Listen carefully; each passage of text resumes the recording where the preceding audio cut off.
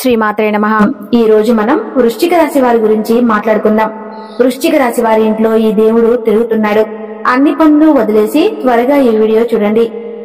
వృశ్చిక రాశి వారి ఇంట్లో ఈ యొక్క దేవత తిరుగుతూ ఉంది. ఈ దేవత యొక్క కటాక్షం ఎప్పటి నుంచో మీ మీద అలాగే మీ ఇంటిలిపాది మీద ఉంది. కానీ మీరు మాత్రం ఆ దేవుడిని గుర్తించట్లేదు.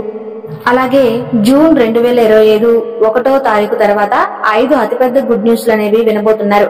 మీ జీవితంలో మీరు ఊహించిన మార్పు అనేది జరగబోతుంది. కాబట్టి తక్షణమే ఈ వీడియోని ఎక్కడా కూడా స్కిప్ చేయకుండా పూర్తిగా చూడండి.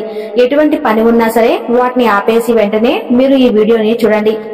అప్పుడు మీకు ఆ దేవత ఎవరో, ఆ దేవత మీ నుంచి ఏం కోరుతుందో, అలాగే మీకు వచ్చే 5 అతిపెద్ద గుడ్ న్యూస్లు ఏంటి అనే విషయాల గురించి ఇప్పుడు ఈ వీడియోలో మనం వివరంగా తెలుసుకుందాం. ఈ వీడియో చూసే ముందు ఒక లైక్ చేసి జై శ్రీకృష్ణ అని చిన్న కామెంట్ చేయండి. మొదటిగా మనం వృశ్చిక రాశి వారి గురించి మాట్లాడుకోవాల్సి ఉంటుంది. విశాఖ నక్షత్రం 4వ పాదం, జ్యేష్ఠ నక్షత్రం 1, 2, 3, 4 పాదాలు మరియు అనురాధ నక్షత్రం 1, 2, 3, 4 పాదాలలో జన్మించిన వారు వృశ్చిక రాశికి చెందుతారు. వృశ్చిక రాశి వారికి అధిపతి కుజుడు. రాశి చక్రంలో వృశ్చిక రాశి 8వది. లక్షణరీత్యా వృశ్చిక రాశి స్థిరమైనది, అనగా ఈ రాశి వారి అంచనాలు నిర్ణయాలు ఖచ్చితంగా ఉంటాయి.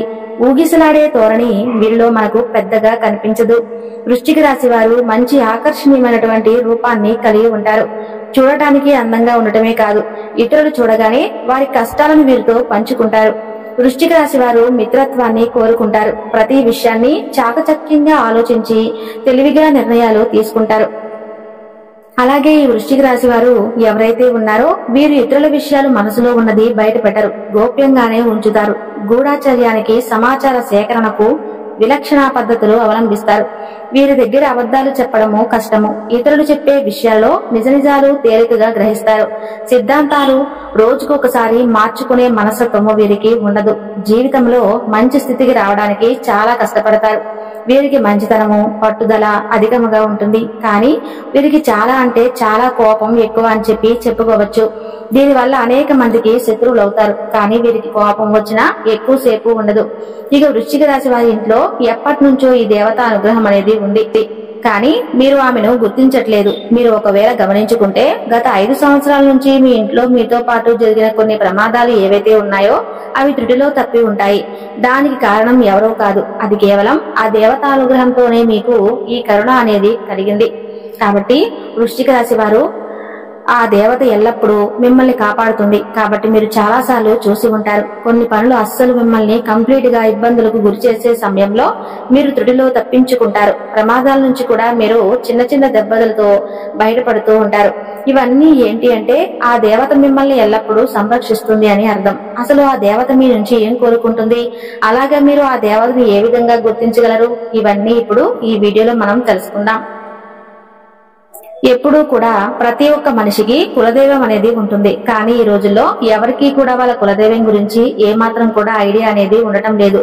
ఎప్పుడైతే ఇంట్లో ఉన్న పెద్దవాళ్ళు మనకి చాలా చక్కగా, అలాగే మన ఊర్లో ఎక్కడైతే మనం ఉండేవాళ్ళమో అక్కడ కులదైవానికి సంబంధించిన ఏదో ఒక చిన్న గుడి కానీ లేదంటే మందిరం కానీ ఉండేది.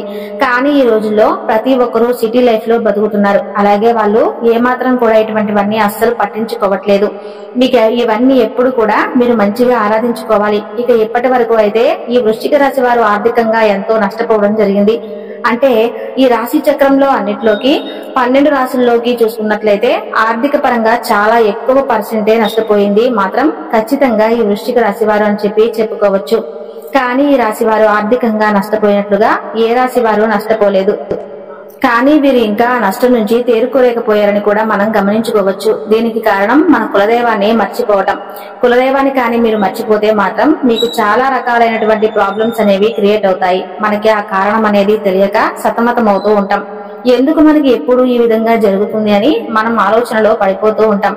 అలాగే మీ పెద్దవారిని అడిగి తెలుసుకోండి మీ కులదైవం ఎవరని. ఆ కులదైవాన్ని మీకు కుదిరితే వాళ్ళ విగ్రహాన్ని కానీ లేదంటే పటాన్ని తీసుకొని రండి. అలా కుదరదు అనుకుంటే మాత్రం ఖచ్చితంగా కులదైవం పేరేంటి, కులదైవం ఎవరు అనేది తెలుసుకుని నిత్యం ఆమెను స్మరించుకుంటూ లేదంటే ఆ దేవతని అంటే మీకు ఆ కులదైవాన్ని పూజించుకుంటూ ఆరాధించుకుంటూ ఆమెను నిత్యం మీరు పూజించుకోవాలి. ఇలా చేస్తే మీకు ఆ దేవతా కటాక్షం అనేది మరింత పెరుగుతుంది. అలాగే మీరు ఇక్కడ చేయాల్సిన మరొక పని ఖచ్చితంగా కులదైవం గురించి తెలుసుకుని ఒక మంచి రోజు చూసుకుని మీ పెద్దవాళ్ళతో మాట్లాడుకుని మీ కులదైవాన్ని ఇంట్లో ప్రతిష్ఠించుకోవాలి. మీరు ఎంత పెద్ద సిటీస్ లో ఉన్నా సరే దైవం ముందు అవేమీ పనికిరావు. మనకి ఏది కూడా దైవానుగ్రహం లేనిదే పొందలేము. కాబట్టి ఖచ్చితంగా వృశ్చిక రాశి వారు ఆ దైవానికి సంబంధించినటువంటి పని అయినా సరే నెగ్లిజెన్సీ చేయడం అస్సలు మంచిది కాదు. కాబట్టి మీరు మీ కులదైవాన్ని గురించి పెద్దవాళ్ళని అడిగి ఖచ్చితంగా తెలుసుకోండి. మీకు కులదైవాన్ని మీరు ఏ విధంగా వారిని ఆరాధించుకోవాలి, ఏ విధంగా పూజ చేసుకోవాలో తెలుసుకుని ఖచ్చితంగా మీ ఇంట్లో స్థాపించుకోండి. అలాగే మీ యొక్క కులదైవం పేరు ఏమిటో కామెంట్ చేయండి. అలాగే మీరు ఫస్ట్ చేయవలసిన పని ఏమిటంటే మీరు ఏదైతే ఎక్కువ శాతంగా పక్క వాళ్ళని ఎక్కువగా నమ్మేస్తూ ఉంటారో ఆ పనిని వెంటనే తక్షణం మీరు మానేయాలి.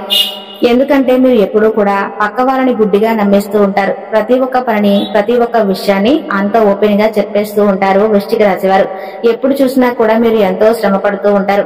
అలాగే ఒక పనిని ఎంతో శ్రద్ధగా చూస్తూ ఉంటారు. కానీ లాస్ట్ మూమెంట్ లో అది విఫలం అవుతుంది. దానికి కారణం కూడా ఓపెన్ గా ఉండటం. ఇప్పుడు కూడా ఏ పనైనా చేయాలి అనుకుంటే మీరు ఎవరికీ చెప్పకుండా దాని శ్రద్ధగా ఎంతో కష్టపడి పని చేయండి. అలాగే మీ మీద నమ్మకం పెట్టుకుని దైవం మీద మీరు నమ్మకం పెట్టుకుని మీ పని మీరు చేసుకోండి. ఆ పని అయిన తర్వాత అప్పుడు మీ పక్కన వారికి చెప్పి చూడండి. ఒక్కసారి ఇలా ట్రై చేసి చూడండి, మీకే తెలుస్తుంది. ఎటువంటి ఆటంకాలు లేకుండా ఎంతో చక్కగా మీ పని అది పూర్తి అవుతుంది. వృశ్చిక రాశి వారు ఎంతో ఖచ్చితంగా పనిచేస్తారు, టాలెంట్ గా ఉంటారు. మీకు పక్క నుంచి కానీ వేరే వాళ్ళ నుంచి కానీ సపోర్ట్ అనేది దొరకదు. మీకు కానీ కాస్త సపోర్ట్ అనేది దొరికితే మాత్రం మీరు అవకాశాన్ని అందుకుంటారు.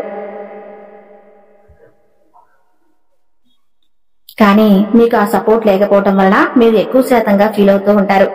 అయితే ఇక మీదట మీరు బాధపడాల్సిన పని లేదు. మీ గ్రహాల్లో ఇప్పుడు అవి మీకు చాలా అనుకూలంగా మారబోతున్నాయి. మీరు పడిన కష్టానికి తగ్గట్టుగా ఫలితం అనేది మీకు అది త్వరలో దొరకపోతుంది. ఇప్పటిదాకా మీరు చేసిన మంచి గుణం, మంచి పనులు మీకు ఫలితంగా రాబోతున్నాయి. ఇక ఇక్కడి నుంచి మీ కర్మఫలాలు ఏవైతే మంచిగా మీరు చేశారో అవన్నీ కూడా మీకు తిరిగి రిటర్న్ గిఫ్ట్ ఇచ్చేలాగా వస్తున్నాయి. అలాగే ఈ జూన్ 1వ తారీఖు నుంచి మీకు 5 గుడ్ న్యూస్లు ఏమిటంటే ఎవరైతే పెళ్లికి సంబంధించిన సంబంధాల కోసం ఎదురు చూస్తున్నారో అటువంటి వాళ్ళకి అనుకోకుండా మరింత మంచి సంబంధాలు అయితే కుదురుతాయి. అలాగే జాబ్ కోసం ఎవరైతే చూస్తున్నారో వాళ్ళకి అయితే మంచి స్థాయిలో జాబ్ అనేది ఏర్పడుతుంది. ఇక మీరు ఏదైనా ప్రాపర్టీ కానీ ఇల్లు కానీ వాహనం కానీ కొనాలి అంటే అవన్నీ కూడా తీరిపోయే సమయం ఆసన్నం అయిపోయింది. అలాగే స్టూడెంట్స్ ఎవరైతే ఉన్నారో ఎంతో కష్టపడి చదువుకుంటారు, ఎగ్జామ్స్ అనేవి రాశారో అలాగే విదేశాల స్టడీ కోసం అప్రోచ్ అయ్యారో ఈ సమయంలో మంచి అనేది మీకు స్టార్ట్ అవుతుంది. ఇక మీ హెల్త్ కు సంబంధించిన కొన్ని విషయాల్లో అయితే జాగ్రత్తగా ఉండాలి.